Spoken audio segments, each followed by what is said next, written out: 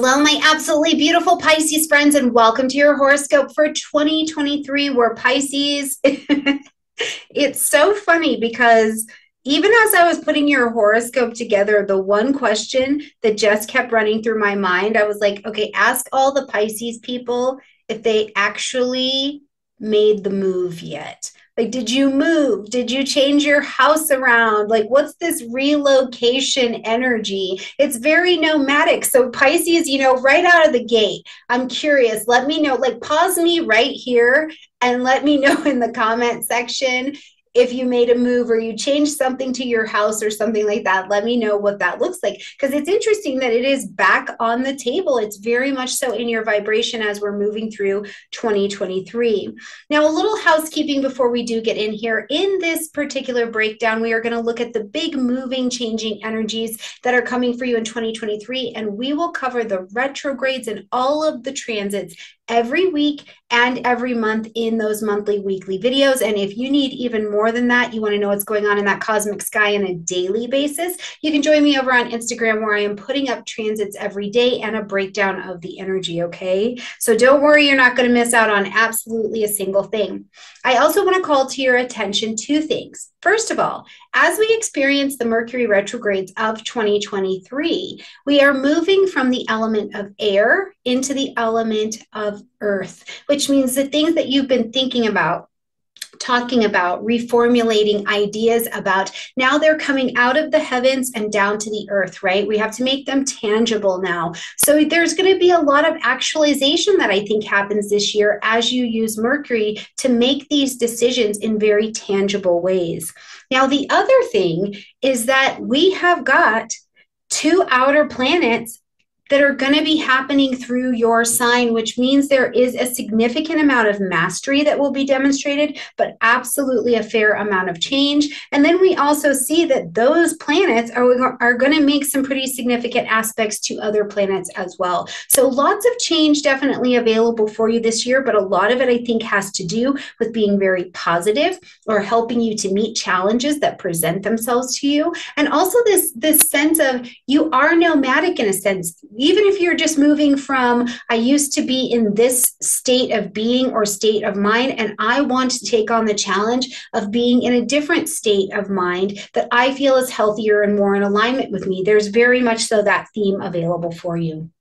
All right, into 2023 we go, my Pisces friends. So first of all, we're coming in with both Mercury and Mars in retrograde. So this is the absolute signature for don't run into this house, right? Like I think about my mom, she was like, don't run in the house, right? And that is very much so the energy you're going to be walking into 2023. We are not running through 2023's house in the beginning of the year, okay? So it's this sense of slow down. And if you try to push or you try to force, Mars and Mercury here, both being personal planets, so very close to us, we feel this influence a lot more, energetically will zap your energy and your attention quite quickly. So just know we're walking into 2023's house. We are not running, but by doing that, we're coming in a state of genuine reflection and preparing ourselves for the hero's journey as we travel forward into 2023. Now, Mars is going to be retrograde in Gemini, and this lights up your fourth house. So I know I already said, did you move? Did you make the move? What are you doing with your house? But this is home, family, real estate, property, things going on in the actual structure of your house. So that renovation project, is it done? Are you starting it? What are you doing with that? Mars here being retrograde is about looking at the strategy that you are using, or the action or the desire that you have to get these things done. Now, Mercury is a whole other story. We've got Mercury retrograde in the energy of Capricorn, okay? So a couple things to evaluate here for us. First of all, let's flash back to, let's do our long range view first. Let's flash back to 2008 when Pluto moved into the energy of Capricorn, okay? So this has been changing the dynamics of your 11th house, friends, social groupings, social media, technology in your life, organizations, and things that you've been connected to, long-range plans, goals, and designs. Now, Pluto's movement through this area since 2008 has been nice and slow and really transitioning this area for you, and friends and groups and aspirations that didn't really fit for you anymore, that were actually becoming more of a burden than a goal, started to fall from us. So really significant changes. And as these things have fallen from you, you were lifted or made space or offered a doorway, if you'd like to consider it that way, to move more into your power and more having more control over this area of your life. But now let's flash to January of 2022, where we had Venus retrograde at the very beginning of 2022 in this Capricorn energy as well. This brings our attention to the fact that you were revaluing this area. You know, were you having a look through this friendship zone? Because yes, it's been changed. Yes, this networking and tribe zone has been changed, but that Venus called you to really look at those relationships and make sure they were on par and the best alignment. Look at financial relationships and engagements that you had to see if it's still the right connection. To look at, financial connections or mentorship that you had that was going to take you in the direction of your aspirations. So bring it here now to January of 2023, where Mercury is retrograde here in Capricorn. So now you are looking at that signature from January of 2022 and saying, what are these final decisions I need to make here around my professional groups, around my friendships, maybe memberships? Do I still want to belong to that gym? No, I don't, because I'm moving. So I won't say it anymore, but I know your house is going to change. Okay. So whatever it is, this Mercury retrograde is kind of putting that last moment of reflection over everything that you transitioned with in 2022 and saying, okay, what are the last decisions that we need to make or plans that we need to make to get this area in order? So I look forward to hearing what that is in the comment section down below. Now, as we get into March, we've got this significant movement of Saturn out of the energy of Aquarius and into your sign, okay? So first of all, something to be considering is that as Saturn was traveling through this energy of Aquarius, Saturn, depending on the state and condition of your 12th house, which is the place of things hidden, things that are unseen, things that you're working on behind the scenes, your behaviors, patterns that you have that are of your own undoing, but also truly plans and designs and things that would bring you rest or would bring you peace, or you're planning and working on them and researching them behind the scenes. Over this last couple years, Saturn in Aquarius has absolutely been working on that. And the work that we do in that 12th house space, it may seem like you're just doing some research or some planning for, something in the future, but whatever it is in the 12th house space, what you're researching to bring into reality really has a lot of satisfying healing to you as well. So as we see Saturn move now out of that place where you've been working on it behind the scenes and into your sign on March 7th, this is a time of your independence, your individuality. You're ready to take that thing you've been working on behind the scenes on the road in some way. You bring it out, you assert yourself in some way. You also get to decide your external environment, right? What do you live in? Are those conditions satisfactory to you? Are you surrounded by things that lift you, support the life that you want? I also look at the first house and any transit to it, especially Saturn, which is about leveling you up, taking you to this next place of maturity, where you may really have to look at your partnerships, especially conscious chosen one-on-one relationships. And you have to look at am I participating in a way that can take this relationship to the next level? And if that relationship happens to be you with your work, or you with your person, or you with a teacher, whatever it is, if you've got significant relationships in your life, this Saturn transit through your sign is going to be elevating your maturity. It's going to give you a closer alignment with the needs that you have and asking the questions if this relationship is in alignment with that. It's really, I think, a profound amount of energy. But it's also about bringing you out, Pisces. Come on out here in the public and take responsibility, take accountability, take your seat as an expert in what it is that you know. And that doesn't mean that you have to start your own public workshop, but in your life, in your home, where do you have your next level of wisdom and mastery and value that you can offer those skills in your life, in your community, to help people succeed, to help you succeed? You know, where is this you launching out that new business that you've been waiting to take on? Hell, where is this you waiting to launch out that new haircut you've been waiting to take on, right? But whatever it is, there is this advancement of you lifting up and lifting out. Now, as Saturn is transiting through this sign, it's going to be transiting with your ruling planet, one of them, Neptune, who's also, of course, there in your first house. Now, Neptune in your sign, Pisces, I think, first of all, has been this really nice, deep, intuitive exploration of what you really do want. Like, what's the vision? What's the intuition? What's that place that it's like for lifetimes you have dreamt it up, you've desired it for yourself, you've wanted it, and you have to trust this place within you that we really can't name. We can't show it. You can only feel it, and it calls to you in a space that is a knowing, and you know it is for you.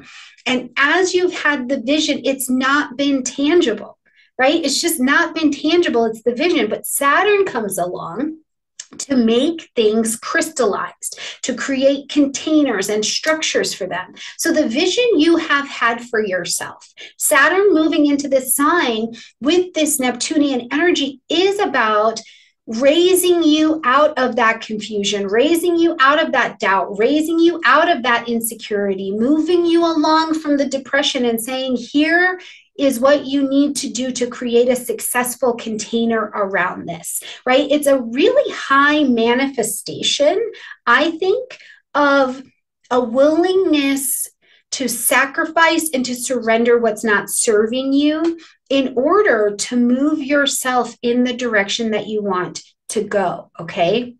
Now, one other thing I just want to say is that I know that Neptune is your ruling planet, so this is great. I think you have a lot of ease and work with there, but sometimes the Saturn-Neptune dynamic, before they get in alignment, it can produce a little bit of delusion. So you're like, yes, I am going in the direction of my dreams, but you're traveling on a cloud, right? So I really want you to be making sure that, first of all, what you're motivated to do is not just for the good of you, it's for the good of everyone, right? Like, who does this also serve?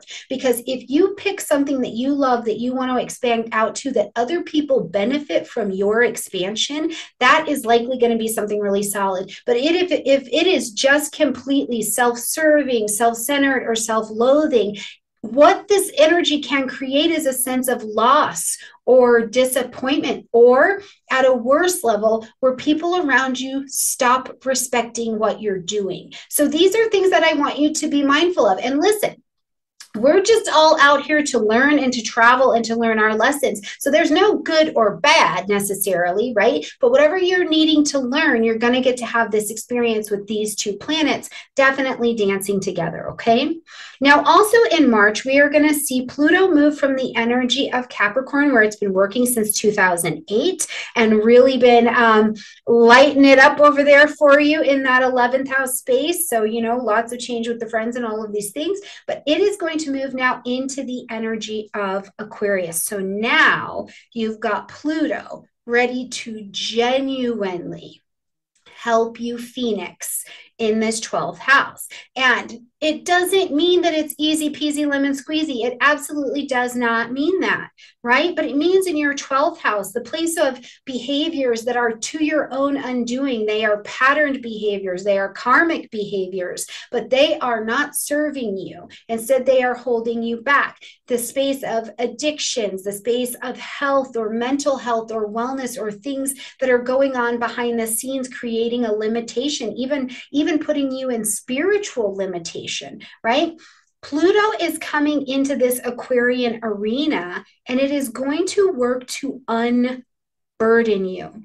It will also serve as an absolute influencer and strengthener of your intuitive life. I mean, if I have to say this more plainly, I'm going to tell you that I think even though we're only going to have Pluto in Aquarius for a short time, you're going to get a very clear indicator, Pisces, that you have got to get that spiritual life together, right? Like that there is no pretending that that intuitive thing that you heard or you saw or you felt wasn't real. It is like, no. Get it together. Start working on that intuition. Trust it. Trust your gut. Trust that intuition, because the decisions that are coming your way, it's sharpening you. And where you feel like you don't have the skill to do that, or where you need to refine your skills in your spiritual life or refine things in this 12th house space, Pluto will burn it down. It is going to burn it down because the phoenix does not rise without burning down.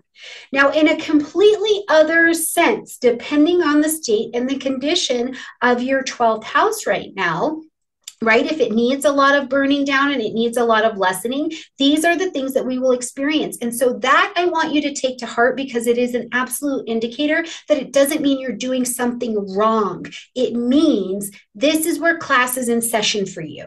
Okay. And you learn right there. Don't look at everybody else around you unless they are in the same class that you are. Other than that, leave them people alone. Okay. But now, if this 12th house space is in pretty good shape, what happens as Pluto is traveling here is you take your rise to power and influence, okay? Or you begin to serve people who are of power and influence. And this is a big deal because it means that you are carrying truly a voice. You are truly carrying a message that can be helpful. Are you carrying a message this year, Pisces, where you act as a Pluto for somebody, where you are teaching them to unburden themselves from the karmic reproductions of living, repercussions, of living? Are you teaching people that lower manifestation of what they're in is because of this, or here's a different way to learn that? Are you teaching people about responsibility and unburdening from guilt and shame and laziness, and these words that are not words of necessarily proactive success? You could also be the teacher of that, helping people materialize their dreams and hopes out into the world through a spiritual understanding. So whatever the state and condition of your 12th house is, have no doubt that fear, uncertainty, and things that need to fall from you to come to culmination will absolutely be taking part, okay? Now, when we get to April 20th, we are going to find ourselves beginning the eclipse season. And we're going to move from the Scorpio and Taurus eclipse axes into the Aries and Libra axes. But we're not quite done with Taurus and Scorpio yet, so don't get it's not done yet, okay? So on April 20th, we're going to have our first eclipse happening at 29 degrees of Aries, which is going to light up your second house. So for the next 3 to 6 months, as these energies play out in this second house energy, you've got an opportunity to plant your seeds of intention to really look at this money. What's going on with how you make money, how you earn money? Do you have the money to do what you want? Is it time for you to move and have a better financial situation, that financial freedom? Are you charging the right price for the work that you are doing? Now, there's also this signature for me at 29 degrees of Aries. That is an anaretic degree. So it means there's some advancement of knowledge that's available here. So are you pulling in income as well from other things like, is there a retirement? Is there a, did you sell a house? Where is this advanced knowledge of finance coming from? Is it from an investment? Are you taking educational classes to advance your knowledge so that you can, Aries warrior, fight for what you want financially? Whatever it is, this is your chance to plant those seeds of intention, okay? On May 5th, we're going to have a lunar eclipse happening at 14 degrees of Scorpio, and this lights up your 9th house space. So again, I'm on the kick of travel. I don't know if you're traveling, if you're leaving, if you're going on an adventure from your living room, but publishing, marketing, broadcasting, long distance travel, international travel, religion, ceremony, ritual, higher education, certifications, these kinds of things start to show up. But also for you, Pisces, again, there is this signature of you rising to a teacher, you rising to teach and share or promote a message in some way that has great influence. This is scorpionic energy. Okay, so whatever you're publishing or you're putting out there, even if you're just doing a chat in your living room with your family, I want you to remember that at the depth of its core, that scorpionic energy is able to speak to the core of the people around you. Maybe you're able to, you're the shoulder to lean on, or you're showing someone how to grieve and how to make it through, or whatever it is. You really have a position of power that I think you can have strong achievement with that energy. And again, it's Scorpio, Pluto, Mars, does not mean that it is completely easy, okay? October 14th, we've got a solar eclipse happening at 21 degrees of Libra, and this is going to light up that 8th house now. So this is the other financial house. So these are things that, first of all, I mean, it's Libra and it's Venus. So hopefully the experience around whatever you need to handle here or whatever you'd like to start here is more of a calling in, right? Venus likes to attract things to it. It's not running around chasing everything. So if you're calling in, opportunities to reduce your debt or to detox your life or this area of your life in some way. If there's, if you are looking for something around taxes, estates, planning, inheritance, insurance, any of those things. If you are looking for help, balance, resolution, support around sex, your reproductive organs, death, birth, healing, trauma, astrology, right? Wherever you need support, this is a wonderful eclipse to be calling that into your life, because it requires, whatever you're going to be doing here requires some level of joint participation. So you want to call in the best partnership to you to help you. Now, one other thing to just think of is that truly, if you can reduce your debt in any way, whether that's karmic debt, financial debt, and you have a partnership to help you do that, this might be a wise time to do that. And that doesn't mean you have to be married, doesn't mean you have to be dating, but are you taking out a loan? Are you doing a collaboration with someone? And that is calling to you opportunities to reduce those debts, okay? The last eclipse of the year is going to be October 28th at 5 degrees of Taurus, and this is a lunar eclipse. So it's going to ask us to end something, acknowledge something, or make a pretty big and intense, surprising adjustment. And I say big, intense, and surprising because we also have Uranus and Jupiter in play at this particular eclipse. So first of all, this is going to light up that 3rd house space. So communication, education, short distance travel, siblings, contracts, negotiations, all of these things are going to, transportation, absolutely, are going to be lit up. However, Uranus brings some element of surprise to the table, and Jupiter is expanding you out. Okay, so if this lunar eclipse, you're like, I am really ready to sign a contract to be someplace else, I have renegotiated my salary. Taurus cares about that money, right? Or my relationship, and I am ready to participate in circumstances that lead me in a direction that I want to go. I am willing to end, acknowledge, or adjust so that I can go in a direction that feels right with my spirit, my mind, and my body. I am willing to share a message, communicate out, share, lead, write a book, publish something that takes me, my family, my community to another level. I think this is nothing but in support of that.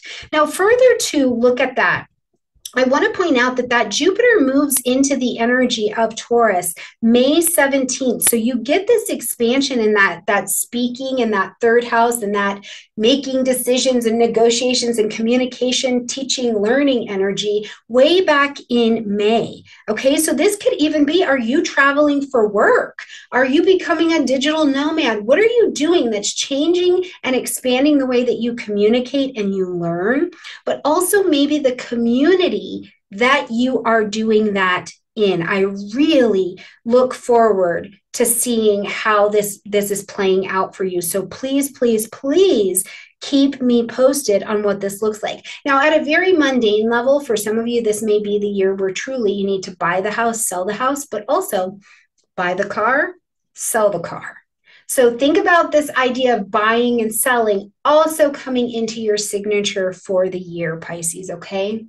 Now, keep in mind, like I said, we're going to go more in depth to all of the retrogrades and all of these transits in the weeklies and the monthlies. So I hope you will continue to travel with me as well in 2023 so we can see all the breakdown of how the cosmic sky is playing out.